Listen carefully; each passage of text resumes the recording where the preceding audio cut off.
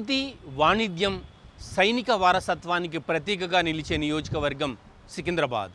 ఈ నియోజకవర్గ ప్రజల మధ్య నిత్యం ఉండే భారతీయ జనతా పార్టీ సీనియర్ నాయకుడు మద్దెర్ల శ్యామ్ సుందర్ కార్యకర్తలకు, ప్రజలకు అందుబాటులో ఉంటూ వారి సమస్యల పరిష్కారం కోసం అలుపెరగని పోరాటం చేస్తున్నారు. సబ్కా సాత్ సబ్కా వికాస్ అనే మోదీ సిద్ధాంతాన్ని ఆచరిస్తూ సికింద్రాబాద్ అభివృద్ధే తన ధ్యేయమని ముందుకు సాగుతున్నారు ఆయన. పదండి సికింద్రాబాద్ వీధుల్లోకి వెళ్దాం. బీజేపీ సీనియర్ నేత మద్దెర్ల శ్యామ్ సుందర్ గురించి స్థానిక ప్రజలు ఏమనుకుంటున్నారు తెలుసుకుందాం. మద్దెర్ల శ్యామ్ సుందర్ గారి గురించి చెప్పాలంటే చాలా మంచి వ్యక్తి, సోషల్ వర్క్ చాలా చేస్తుంటాడు. మా ప్రజల గురించి ఏ సమస్య ఉన్నా ముందుకొచ్చి నిలబడి ఆయన సొంత డబ్బులు ఖర్చు పెట్టుకొని చేస్తుంటాడు. మరి శ్యామ్ కుమార్ గారు చాలా సేవలు చేశారు ఇక్కడ. ఎందుకంటే మెడికల్ క్యాంప్స్ అయితే కనీసం కొన్ని వందలు పెట్టాడు, ఒకటి రెండు కాదు, కొన్ని వందలు చేశారు. మందుగా ఉండి చాలా అన్నదానాలు కానీ, తర్వాత శ్రీరామనవమి కూడా, మళ్ళీ బుక్స్ కానీ, మొన్న రెయిన్ వచ్చినప్పుడు చాలామంది కోట్లు కూడా పంచారు. గరీబ్ పిల్లలకు పుస్తకాలు పంచారు. అలాంటి ప్రజా సేవలు చాలా అంటే చాలా చేస్తున్నారు. అటువంటి నిజంగా అటువంటి వ్యక్తి కంపల్సరీ ఎమ్మెల్యే టికెట్ ఇస్తే మేము కంపల్సరీ గెలిపించుకొని పార్టీకి మేము ఒక వ్యక్తిని, మంచి వ్యక్తిని పంపిస్తామనేసి కోరుకుంటున్నాం. మంచి వ్యక్తి ఇప్పుడు ఈ మధ్య ఈ పొలిటికల్కి రావడం, అన్ని మంచి మంచి కార్యక్రమాలు చేయడం, అయినా క్యాంపులు పెట్టడం, మెడికల్ క్యాంపులు పెట్టడం, ఇవన్నీ పెట్టడం మాకు సంతోషంగా ఉంది. మా కాలనీలో కూడా నేను ఒక టెంపుల్ చైర్మన్ని. మా కాలనీ టెంపుల్కి కూడా వర్క్స్ నడుస్తున్నాయి, రెనోవేషన్స్ నడుస్తూ అలా ఎంతో సహాయం చేస్తున్నాడు. మంచి దయాగుణం గల వ్యక్తి. ఏమంటే ఆయన ఏమి పని ఉన్నా కూడా దగ్గరుండి మరీ చేపిస్తూ ఉంటాడు. ఇప్పుడు ఈ అనాథ పిల్లలకు గుళ్ళలో స్టోన్స్ వేయించుడు, ఇక మళ్ళీ ఇట్లా ఈ బుక్స్ పంచుడు, ఇంకా చాలా ఉన్నాయి. కానీ మా అన్న ఒక 5 years నుంచి చాలా హెల్ప్ చేస్తున్నాడు మాకు. చాలా మంచి పేరు ఉంది బోధనగర్లో. ఆయనలాంటి బీజేపీలో రావాలంటే మాకు చాలా అదృష్టం. మంచి ఉండాలి, మంచి చూసుకోవాలి, గరీబ్ వాళ్ళకి మంచి చూసుకుంటారు, ఎవరికి అవసరం ఉంటే ఎప్పుడు ఉన్నా నిలబడతారు. ఇది అనాథ పిల్లలు ఉంటారు కదా, వాళ్ళకి సర్వీస్ చేయడము, వాళ్ళకి బుక్స్ పరంగా ఇలాంటి కార్యక్రమాలు చాలా, అంటే సోషల్ యాక్టివిటీస్ చాలా చేస్తున్నాడు. తెల్ల శ్యామ్ సుందర్ గారు ఇక్కడ చాలా హెల్ప్ చేస్తారు. సో బుక్స్ డిస్ట్రిబ్యూషన్స్ కానీ, మిడిల్ క్లాస్ వాళ్ళకి కానీ, మన అన్నదానాలు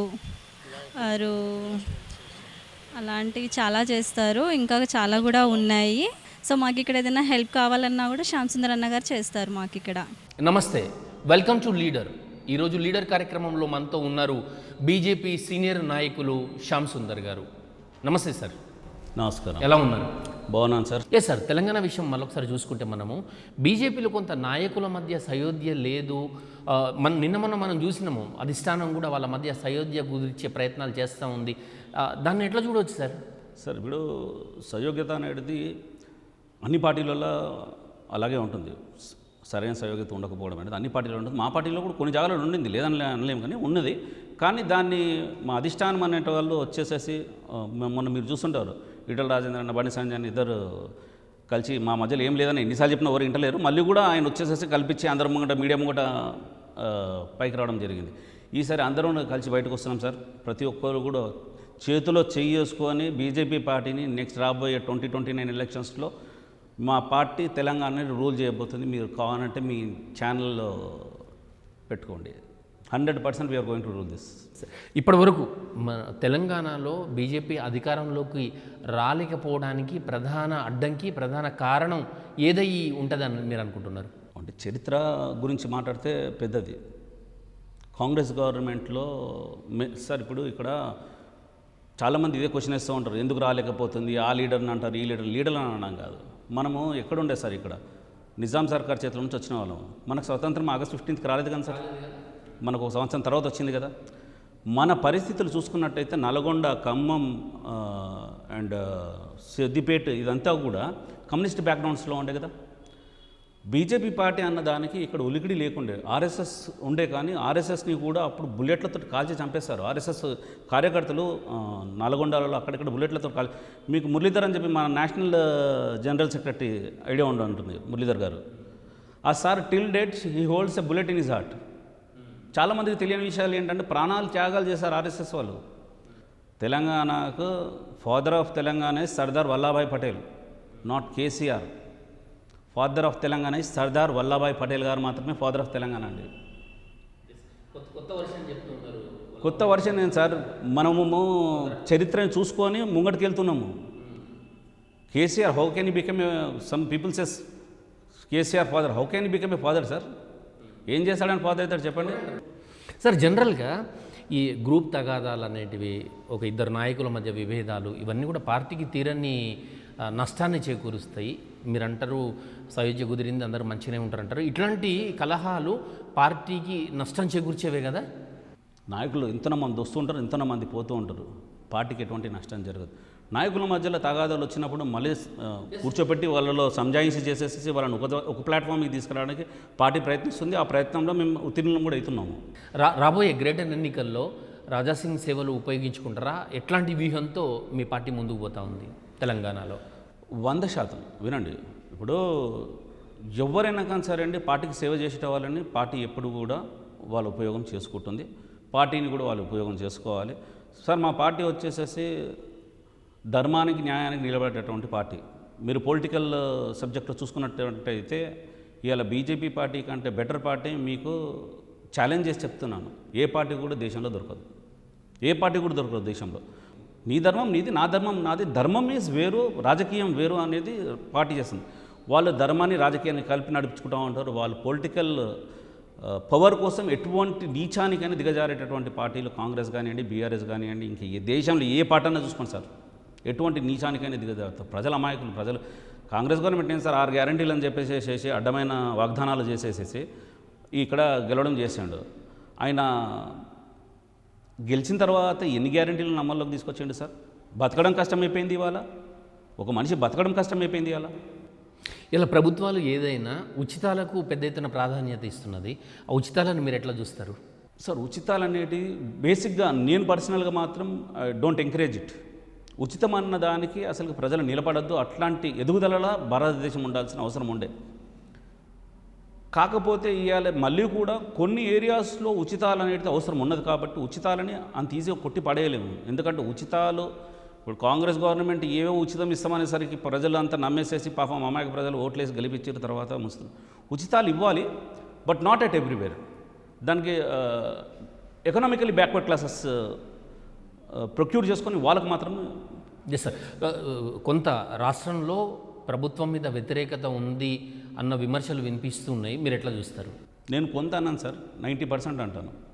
ఫైనాన్షియల్ పొటెన్షియల్ అనేది జీరో మెయింటెనెన్స్లో పోతున్నటువంటి గవర్నమెంట్ దేనన్నా చూస్తున్నా కాంగ్రెస్ గవర్నమెంట్. 1,00,000 ఫ్లాట్లు ఇస్తాడనేసి బోర్డులు పెట్టుకుంటున్నాడు ఎవరు, మన రేవంత్ గారు. 1,00,000 ఫ్లాట్స్ సార్. 1,00,000 ఫ్లాట్లు దూరం మాట. మేము ఇంకా కూడా మా వాటర్ కనెక్షన్స్లో డ్రైనేజ్ నీళ్ళు ఇంకా కలిసి వస్తున్నాయి. 40 ఏళ్ళు 50 ఏళ్ళ నుంచి మనకున్న గవర్నమెంట్లో ఇంకా అవే బాధలలో నుంచే నడుస్తూ ఉన్నాం అన్నమాట. మేము మిక్స్ మంచినీళ్ళలో డ్రైనేజ్ నీళ్ళు. నాకు తెలిసి ఇవన్నీ శంకుస్థాపనల వరకే పరిమితం. దాని తర్వాత ప్రజలు మళ్ళీ మోసం చేయడమే. మేము శంకుస్థాపన చేసినాము, ఇంకేదో చెప్తాడు నాకు ఆ ఫండ్ బీజేపీ గవర్నమెంట్ ఆపేసింది, బీఆర్ఎస్ గవర్నమెంట్ ఆపేసేసింది, ఇక వీడు చేసిండు వాడు చేసిండు అట్టా ఇట్టా చేసేసేసి శంకుస్థాపన ఎప్పుడు చేస్తాడంటే ఎలక్షన్స్కి ఒక 6 నెలల ముందు శంకుస్థాపన ఇక ఈ ఏరియాలో మేము కడుతున్నామంట. Yes sir. సికింద్రాబాద్ నియోజకవర్గంలో పెద్ద ఎత్తున మీరు దాదాపు 10-15 నెలల నుంచి కష్టపడుతున్నారా ప్రజాసేవలో? సేవలలో అనుకుంటే నాకున్న ఐ ఫీల్ హ్యాపీనెస్. ఏ అన్నదానం చేసినా నాకు సంతోషం. ఎవరికైనా కష్టం వచ్చింది, ఎవరో వచ్చారు ఏదో కష్టం ఉందన్నాడు, నన్ను ఒక 50,000 అడిగాడు, నేను 5,000 అయినా కానీ సరే నాకు తోచిన కాడికైతే ఏదో ఒకటి తెచ్చి పంపిస్తాను. Yes sir. ఈ నియోజకవర్గంలో సికింద్రాబాద్కి సంబంధించి ఎటువంటి సమస్యలు పెద్ద ఎత్తున ఉన్నాయని మీరు అనుకుంటున్నారు? 50 ఏళ్ళ నుంచి సమస్యలు ఉన్నాయి మాకు. ఇప్పటివరకు మా నియోజకవర్గంలో ఎటువంటిది కూడా డెవలప్మెంట్ అనేది జరగలేదు. సికింద్రాబాద్ నియోజకవర్గంలో డెవలప్మెంట్ లేదు. మీకు సరైన కమ్యూనికేషన్ సికింద్రాబాద్ నుంచి 3 కిలోమీటర్లు, తార్నాక ఇక్కడ నుంచి చూసుకుంటే 2.5 కిలోమీటర్స్ ఒక డైరెక్ట్ బస్ లేదు, ఒక డైరెక్ట్ ట్రైన్ లేదు, ఒక డైరెక్ట్ కమ్యూనికేషన్స్ లేవు. ముషీరాబాద్ చూసుకుంటే 2.5 కిలోమీటర్స్ డైరెక్ట్ కమ్యూనికేషన్ లేదు. మీరు ఇక్కడ నుంచి ఇక్కడ ఒక 2 జోన్స్ జస్ట్ 2.5 కిలోమీటర్స్ కమ్యూనికేషన్ లేదు. ఖైరతాబాద్ పోవాలంటే డైరెక్ట్ కమ్యూనికేషన్ లేదు, బస్సెస్ లేవు, ట్రైన్స్ లేవు, ఏది లేదు. ఒక రూట్ టైం మ్యాపే లేదు మా సికింద్రాబాద్కి. మీకు చెప్తే సిగ్గుచేటు ఏంటంటే పవర్ ఫ్లక్చుయేషన్స్ వల్ల లోపల ఉన్న ఇంట్లో ఉన్న ఎక్విప్మెంట్స్ అన్నీ ఖరాబ్ అవుతూ ఉన్నాయి. ప్రజలకు తెలియాల్సింది ఏంటంటే పవర్ ఫ్లక్చుయేషన్స్ ఎందుకు అవుతున్నాయి సార్? ఇప్పుడు ట్రాన్స్ఫార్మర్స్ మారుస్తూ ఉంటారు, కరెంట్ తీగలను కూడా మార్చాలి, మరి తీగల్ని కూడా మార్చాలి కదా. 1947 వేసిన తీగలు ఇంకా నడుస్తున్నాయి మా దగ్గర. ఎలక్ట్రికల్ పోల్స్ ఐరన్ పోల్స్ కూలుతున్నాయి, పోల్స్ ఇరిగిపోయి పడిపోతున్నాయి, జంగు పట్టి ఇరిగిపోయి పడిపోతున్నాయి. సార్ ఇప్పటి వరకు మా దగ్గర డెవలప్మెంట్ అనేది ఏది జరగలేదు.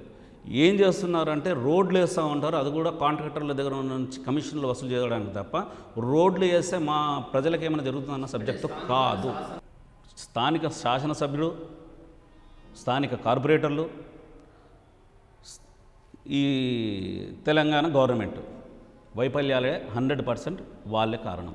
దేనికన్నట్లయితే సార్ ఇప్పుడు ఒక డ్రైనేజ్ లైన్ ఉంటుంది సార్, ఇంత టెక్నాలజీ పెరిగిన తర్వాత ముందు డ్రైనేజ్ లైన్ వేయాలా, రోడ్ వేయాలా తెలియకుండా చేస్తారా? అరే ఇవాళ డ్రైనేజ్ లైన్ వేసి 3 నెలల తర్వాత మళ్ళీ తూపడి చెప్తారా సార్? ఓనయ్య జాగిరని చెప్తూ అవుతారు, చెప్పండి నాకు. ఎవడయ్యే డబ్బులు అవన్నీ? మీరు ఇంట్లో నుంచి తీసుకొచ్చి ఇస్తున్న డబ్బులా? ట్యాక్స్ రూపంలో మా దగ్గర నుంచి కదా వసూలు చేసి ఇస్తుంది. అట్లెట్లా తోతారు చెప్పండి? మళ్ళీ రోడ్ని concrete roads, CC roads, concrete roads వేసేసి దాన్ని మళ్ళీ తోపడేస్తారు 3 నెలలకే. 5 సంవత్సరాల కార్పొరేటర్ వ్యవధిలో 2 సార్లు సీసీ రోడ్స్ వేస్తారా సార్? ఎవరయ్యా జాగిరి సార్ అది? ప్రజల డబ్బుని ఎట్లా దోచుకోవాలన్నది ఈ గవర్నమెంట్ని అడగాలి. Yes sir. జనరల్గా కాంగ్రెస్ పార్టీ అంటది బీజేపీ బీఆర్ఎస్ ఒకటి అని, బీఆర్ఎస్ అంటది కాంగ్రెస్ బీజేపీ ఒకటి అంటది. మీరు ఇంతకు ఎవరితో ఉన్నారు సార్? బీజేపీ పార్టీకి ఎవరితో పని లేదు. ఫస్ట్ థింగ్, మేము బీఆర్ఎస్ ఎట్లా ఒకటి అవుతాం సార్? అది కుటుంబ పాలన సార్. అది మా పార్టీ డిఫరెంట్ సార్. మేము ఇట్లాంటి పార్టీలతో కలిసిపోయే అవకాశాలు లేవు. ఒకటన్నాడు వాళ్ళంతా పిచ్చి థాట్స్, ఇట్లాంటి పిచ్చి మాటలు మాట్లాడేసేసి మన రేవంత్ గారు ఏదో చేద్దాం అనుకుంటూ ఉంటారు, కానీ అది సరైన పద్ధతి కాదు. It's not right politics. నియోజకవర్గంలో ప్రజలకు అందుబాటులో ఉన్నారు, నియోజకవర్గంలోనే మీరు ఉండేది కూడా, మీ ఆఫీసు మీ ఇల్లు కూడా నియోజకవర్గంలోనే. స్థానిక ఎమ్మెల్యే వైఫల్యాలు మీ దృష్టికి వచ్చినాయా? అవి ఏమైనా ఉంటే చెప్పగలరా? మీకు ఇప్పటివరకు చెప్పాను కదా సార్, ఎమ్మెల్యే వైఫల్యాలు లేదా గవర్నమెంట్ వైఫల్యాలు ఎలా చూసుకున్నా కూడా ప్రజలకు అందుబాటులో కనీస సౌకర్యాలు లేకుండా ఉన్నటువంటి నియోజకవర్గం ఏదైనా ఉంది అంటే సికింద్రాబాద్ నియోజకవర్గం.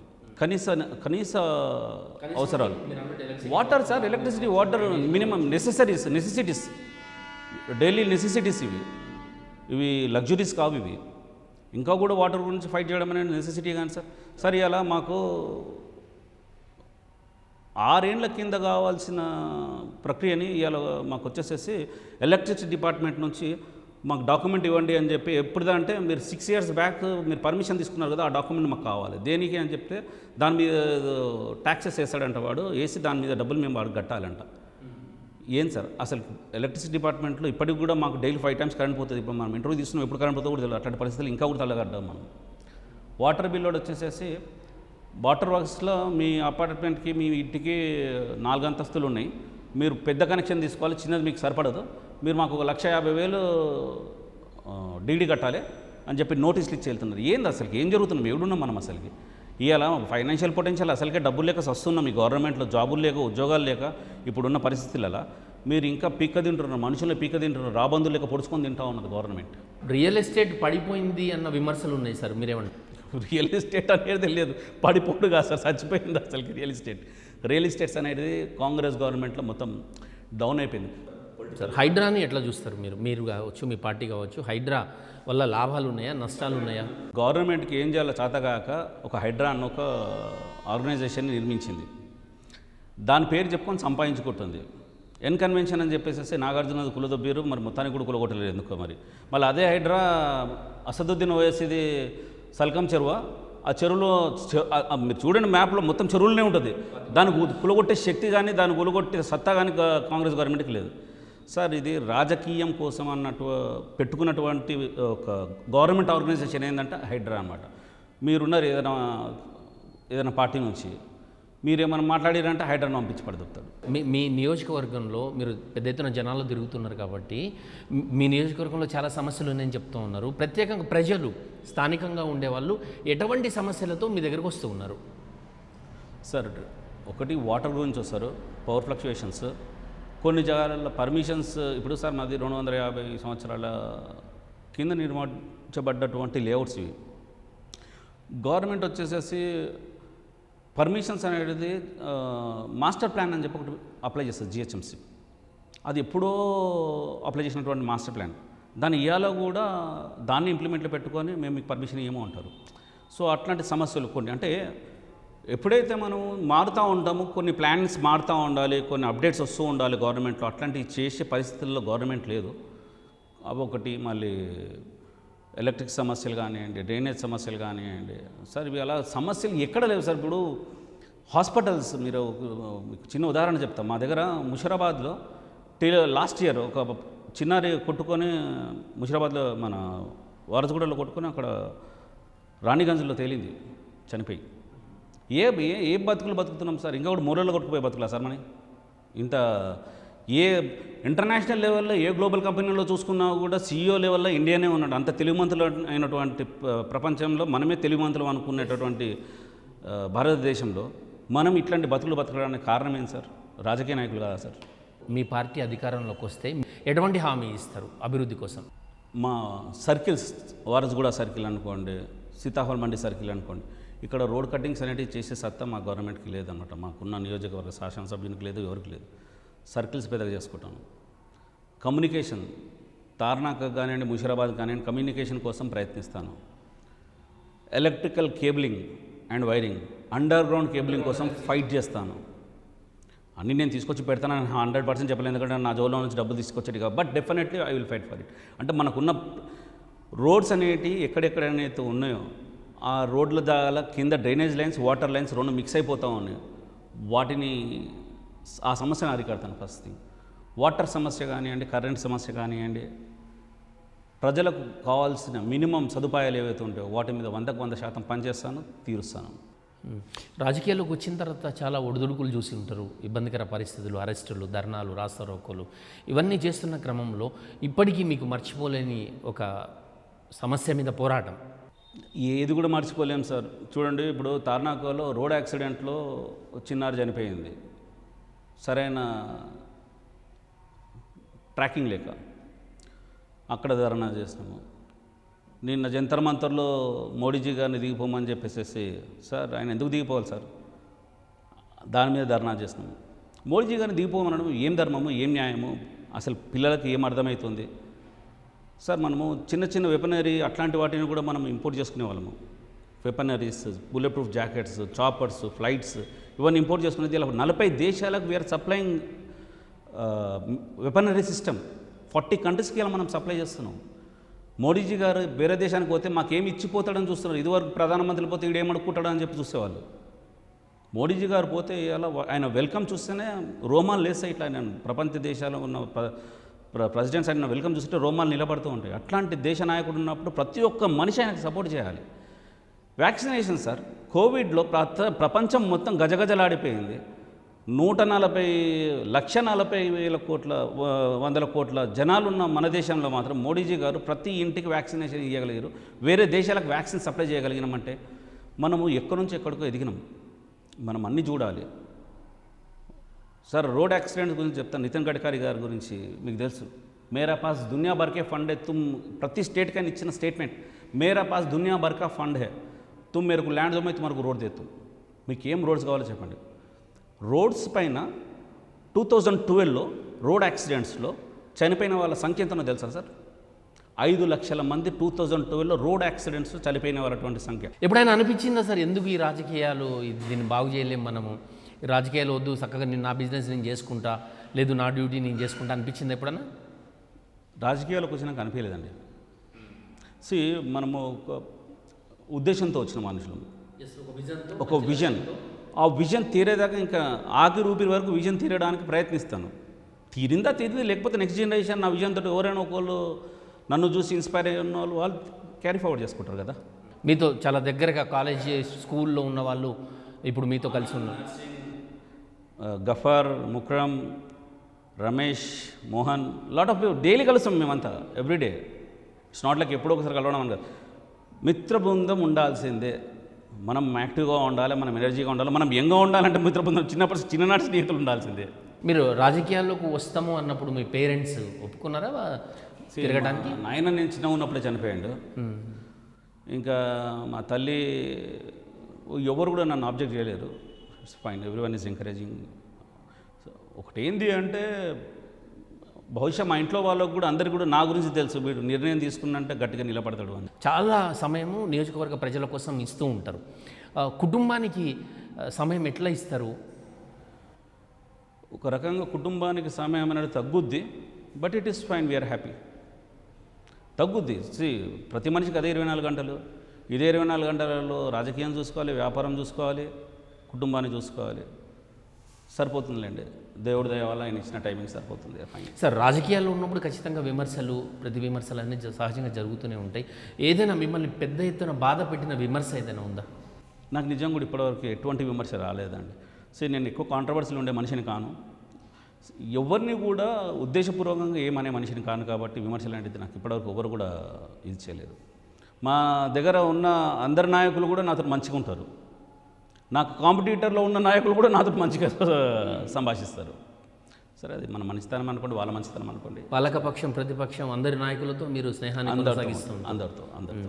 చివరిగా చెప్పండి సార్, ఈ నియోజకవర్గ ప్రజలకు మీరు ఇచ్చే సందేశం ఏంటిది? Be alert, stay alert. ప్రజలందరికీ కూడా ఒకటే ఉద్దేశం, మంచి రాజకీయ నాయకుని ఎంచుకోండి. మీ జీవితం రాజకీయ నాయకుని చేతుందనేది మీరు గ్రహించాల్సిన అవసరం ఉంది. ఎస్ఐఆర్లో పార్టిసిపేట్ చేయండి. ఎస్ఐఆర్ 20 ఏళ్ళకు ఒక్కసారి వచ్చేటటువంటి ప్రక్రియ.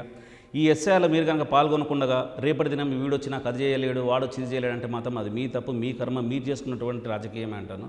మీరు రాజకీయం సరిగ్గా ఉండాలనుకుంటే ఎస్ఐఆర్లో పార్టిసిపేట్ చేయండి, మంచి నాయకులను ఎంచుకోండి, ఓటింగ్ టైంలో ఓటు వేయండి, ఓటు వేసి మంచి రాజకీయ నాయకుని గెలిపించుకోండి. That's it.